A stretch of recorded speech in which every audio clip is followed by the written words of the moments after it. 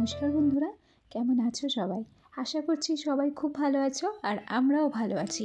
রিমি সুজিত কাপল ব্লগের আরও একটি নতুন ভিডিওতে তোমাদের সবাইকে অনেক অনেক স্বাগত জানিয়ে আজকের ভিডিওটি স্টার্ট করছি। ঘড়ির কাঁটায় এখন সকাল 8:15 আর আজ এই সময় থেকেই তোমাদের সাথে নিয়ে ভিডিওটা স্টার্ট করলাম। বেশ কয়েকদিন হলো আমার একটু অবনতি হয়েছে, কেন কি উঠতে উঠতে 8টা সাড়ে 8টায় ছুঁই হয়ে যাচ্ছে। ওদিকে তাড়াহুড়ো করে ও ঘর থেকে সোজা চলে এসেছি এ ঘরে এসে শোনার জন্য খাবার বসিয়ে নিয়েছি একটা ওভেনে, আর একটা ওভেনে একটু চা বসিয়ে নিয়েছি। কেন কি মাকে আগেই মানা করে দিয়েছি যে আমার জন্য আগে চা করে রাখবে না, আমি যখন উঠবো তখন ঠিক তাড়াহুড়ো করে চাটা করে নেব। আর আমাদের বাড়িতে সকাল 8টা সাড়ে 8টা মানে তোমরা সবাই এতদিনে জেনেই গেছো যে আমাদের রান্না কিন্তু অর্ধেক প্রায় হয়েই গেছে। ওই এতক্ষণে ধরো একটা তরকারি এবং ভাত কিন্তু নেমেই গেছে, এখনও পর্যন্ত রান্নাঘরের দিকে যায়নি, তো সেজন্য বলতে পারছি না। এই যে দেখো, তোমাদের সাথে কথা বলতে বলতে সোনার খাবারটাও কিন্তু ওদিকে হয়ে গেছে, আর এই যে আমার চাটাও রেডি।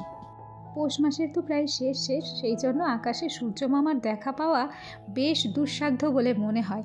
সেই রোদ ওঠে 12:30 1টার দিকে, জানো, তার আগে আর রোদটা ওঠে না। সোজা চলে এলাম এ ঘরে এসে দেখছি মা এই যে রান্না নিয়ে বসেছে। বললাম না ভাত প্রায় হয়েই গেছে, ওই যে ভাতটা দেখেছো উবর দেওয়া রয়েছে। আর এদিকে মা কড়াইতে আলু ভাজা চাপালো। না গো, আজকে আলু ভাজা হবে না, আজকে হচ্ছে বাঁধাকপি ভাজা হবে। সেজন্য আলুটা ভাজা করে নিচ্ছে, তারপর বাঁধাকপি দিয়ে সেটা ভাজা করে নেবে। আর এদিকে আমার সোনা আগেই উঠে গেছিলো, ওকে একটু কার্টুন চালিয়ে দিয়ে রেখেছিলাম। আমি বলেছিলাম যে তুমি কার্টুন দেখো, আমি ও ঘর থেকে তোমার খাবার করে নিয়ে আসি। তো এবার সোনাকে একটু অফ ক্যামেরায় খাইয়ে নিয়ে সোজা চলে এলাম চা চেকতে। কেন কি সোনাকে খাইয়ে দাইয়ে নেওয়ার পর আমি অনেকটা ফ্রি হয়ে যাই, মানে আমার মাথা থেকে ধরো বোঝা নেমে গেল। সেই টেনশনটা থাকলো না যে আমার ছেলেটা আজকে আর খেলো না কিংবা ওকে আর খাওয়াতে পারলাম না। এই যে দেখো, কথা বলতে বলতে তোমাদের সাথে 1 কাপ চা এবং 2টো বিস্কুট নিয়ে সোজা চলে গেলাম ও ঘরটাতে। আজকে আমাদের খাওয়ার বিস্কুটটা শেষ হয়ে গেছে, সেই জন্য আমার সোনার বিস্কুটটা নিয়ে চা খেতে চলে এসেছি। ওদিকে মা মাছ কাটছে, সেই জন্য আমি আবার এখানে চলে এলাম বাঁধাকপিটা একটু ভাজা করতে। কারণ বুঝে দেখলাম মা তো ওখানে মাছ কাটছে, এটা ফাঁকাই পড়ে রয়েছে, আমি যদি এখানে একটুখানি এসেও বসতে পারি তাহলে মায়ের একটু হলেও কাজটা কিন্তু এগিয়ে যাবে। আসলে বাবার বাড়ি থাকাকালীন আমাকে এখানে কিছুই করতে হয় না। আমি জানি শুধু আমাকে একা বলে না, আরও সমস্ত যে দিদিভাইরা আছে সবাইকেই কিন্তু বাবার বাড়ি গেলে কোনো কাজই করে খেতে হয় না। শ্বশুরবাড়িতে তো সবাই সব রকম কাজ করে, আর আমিও কিন্তু সেখানে বসে থাকি না, সেখানে সমস্ত কাজকর্ম আমাকে একা হাতেই করে নিতে হয়। আর এই যে একটুখানি থালা বাসনগুলো মাজতে বসেছিলাম, ও যে বললাম কিছু যদি হেল্প হয়, আমি কোনোদিনই এই বাড়িতে এসে কাউকে হেল্প করতে পারিনি, কারণ আমার ছেলেটা খুবই বিরক্ত করতো। তবে এখন না একটু নিজে খেলতে পারে, সেই জন্য একটু হলেও কাউকে আমি সাহায্য করতে পারি। ওদিকে থালা বাসনগুলো ধুয়ে তারপর ওখানে জল ঝরাতে দিয়ে সোজা চলে এলাম এই ঘরে। দুধ দিয়ে গেছিলো, দুধটা জাল দিতে বাকি ছিল, সেই দুধটাই এই যে তোমাদের সাথে গল্প করতে করতে চোখের পাতা ফেলতে ফেলতে দুধটা কিন্তু আমার জাল দেওয়া হয়ে গেল। আসলে সত্যি কথা বলতে কি বলো তো, বাবার বাড়ি থাকাকালীন কোনো মেয়ে, হতে পারে সেই মেয়েটা বিবাহিত, হতে পারে সেই মেয়েটা অবিবাহিত, কারোরই কিন্তু কাজের সেরকম চাপ থাকে না। আর মা বাবা কিন্তু কোনো মেয়েকেই কাজের জন্য চাপ দেয় না। তারা জানে একদিন না একদিন সেই ছোট্ট মেয়েটি বড় হবে, তাকেও কিন্তু শ্বশুরবাড়ি গিয়ে নানান রকম কাজকর্ম করতে হবে। সুতরাং মা বাবা ভাবে যে কদিন মেয়েটা আমাদের কাছে আছে সে কদিন একটু হলেও সে রেস্ট পাক। তবে কি বলো তো, আমিও যখন আইবুড়ো ছিলাম কোনো কাজই কিন্তু আমাকে এখানে করতে হতো না। আর যখন আমার বিয়ে হয়েছিল শুধুমাত্র চা করাটা শিখে কিন্তু আমি শ্বশুরবাড়ি গিয়েছিলাম। আর আজ এই রিমি সমস্ত কাজ কিন্তু করতে পারে, রান্নাবান্না থেকে শুরু করে ঘর গোছানো, ধোয়া মাজা সমস্তটাই। একটা সংসারে যে কাজকর্ম হয়ে থাকে সেই সব কাজে কিন্তু আমি আজ পারদর্শী। আসলে কি বলো তো, নিজের অজান্তেই ছোট বড় কাজগুলি না অভ্যাসে পরিণত হয়ে গেছে। আর সংসারটা আমার, সেখানে সংসারটাকে গুছিয়ে রাখতে হবে, সেখানে কাজকর্ম করতে হবে, এই ধারণাটাই মাথায় চলে এসেছে। আর একেই বোধহয় বলে দায়িত্ব বা সময়ের সাথে তালে তাল মেলানো।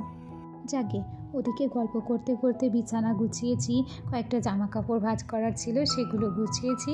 তারপর মাঝে অনেকটা সময় অতিবাহিত হয়েছে, তারপর স্নান করেছি। আজকে আর আগে আগে খাইনি, আজকে ভাবলাম যখন লেট হয়েই গেছে একেবারে স্নান করে তারপর খাবার খাবো। আর ওদিকে তোমরা দেখলে না যে আমার মা মাছ রান্নার জন্য ওই আলু টমেটো মশলাগুলো সমস্ত কষিয়েছে। এই সময় আমার মায়ের কিন্তু রান্নাবান্নাও হয়ে গেছে।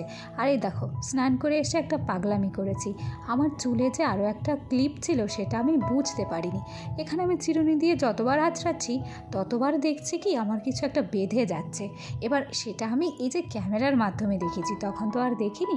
পরে হাত রেখে দেখি ওখানে একটা ক্লিপ আমি খুলতেই ভুলে গেছি। আর এদিকে দেখো একটার পর একটা কাজ আমার মায়ের জন্য রেডি করাই আছে, রান্না বান্না সমস্তটা সেরে এখন এই যে মা হচ্ছে জামা কাপড়গুলো ধুয়ে দিচ্ছে। অল্প স্বল্প রোদ উঠেছে, তবে আজকে সেগুলো শুকোবে কিনা বলতে পারছি না। ওদিকে আমার শোনা ছিল এই যে রিয়ার কাছে, রিয়া কী করলো দিতে এসেছিল, তবে রিয়াকে আর আজকে ছাড়ছে না, একসাথে খেলা করবে বলছে। সমস্ত খেলাপাতি নিয়ে বসে পড়েছে। আর এই মুহূর্তে আমার কিন্তু ভাত খাওয়ার সময় হলো। একটু মাছের ঝোল আর বাঁধাকপি দিয়েই আজকে ভাত খাবো, কেন কি এর বেশি কিছু আজকে রান্না হয়নি। ওদিকে আমি খাওয়া দাওয়া করে সোনাকে স্নান করিয়ে সোনাকে খাইয়ে একটু রোদ পোয়ানোর জন্য চলে এসেছিলাম মাসির বাড়ি। দেখো মাসির বাড়ির ছাদ থেকে এই গলার কাঠটা কি কাছাকাছি দেখা যাচ্ছে, মনে হচ্ছে যে হাত বাড়ালেই ছোঁয়া যাবে, কিন্তু না, মাঝে অনেকটা গ্যাপ রয়েছে জানো। তবে কি বলো তো, আমার মাসির বাড়ি না ছোটোখাটো একটা জঙ্গলের মধ্যে, বলবো না একটা বাগানের মধ্যে। মাসির বাড়ির চারিদিকের পরিবেশটা এতটা সুন্দর, তোমরা যদি সামনাসামনি না দেখো তাহলে বুঝতেই পারবে না। ওই যে আমার দুষ্টটা কি করছে দেখেছো, এই যে এখানে মেশোর স্কুটিটা রয়েছে, স্কুটিতে উঠে আমাকে বলছে মা আমি স্কুটি চালাচ্ছি, বাজারে যাচ্ছি। এ বাবা, এতক্ষণ ধরে বকবক করছি অথচ আসল কথাটাই বলিনি। আমার যে সমস্ত পুরানো বন্ধুরা প্রথম থেকে আমার সাথে আছো, পাশে আছো, তোমাদেরকে কিন্তু অসংখ্য ধন্যবাদ জানাচ্ছি। আর আমার যে সমস্ত নতুন বন্ধুরা আজকে আমার ভিডিও প্রথম দেখছো, যদি আমার ভিডিও ভালো লেগে থাকে অবশ্যই কিন্তু লাইক করো, কমেন্ট করো। আর তোমরা যদি চাও আমার এই ছোট্ট পরিবারের একজন মিষ্টি সদস্য হয়ে আমার পাশে থেকে যেও। চলো এবার তোমাদের কয়েকটা জিনিস দেখাই। এর আগের দিন মেলায় গিয়েছিলাম, সেখান থেকে বলেছিলাম না যে আমি বেশ কয়েকটা জিনিস কিনেছি, আমার নিজের সাধ্য মতোই কিন্তু কিনেছি, বেশি কিন্তু কিনিনি।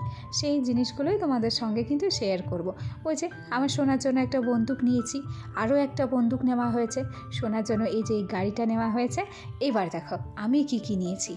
আমি নিয়েছি এই ঝুড়িটা দেখলাম কি মশলা রাখার জন্য একদম পারফেক্ট, বেশ কৌটো গুছিয়ে রাখা যাবে, সেই জন্য ঝুড়িটা নিয়ে নিলাম। ঝুড়িটা কত নিয়েছে জানো? 40 টাকা গো।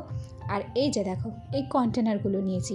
আসলে কি বলো তো, আমি তো ওখানে প্রতিদিন রাত্রে সবজিগুলো কেটে রাখি, তারপর একটা কন্টেনারে ভরে রাখি। আমার ও বাড়ির কন্টেনারগুলো গোল গোল, আর এই চৌকো কন্টেনারটা আমার খুব পছন্দ হয়েছিল, সেই জন্য এই কন্টেনারটা নিয়েছি। আর এই যে দেখো এই একটা কাপ নিয়েছি, তবে এটা আমি নিজে কিনিনি, এটা আমার বোন আমাকে কিনে দিয়েছে। এই কাপটার দামও 40 টাকা নিয়েছে।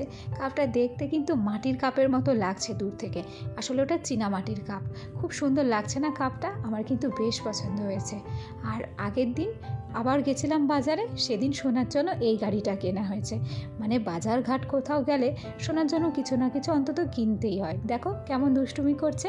আর এই সোয়েটারটা দেখছো, সেদিন তোমাদের বললাম না যে সোনার জন্য একটা সোয়েটার কিনেছি, এটা হচ্ছে সেই সোয়েটারটা।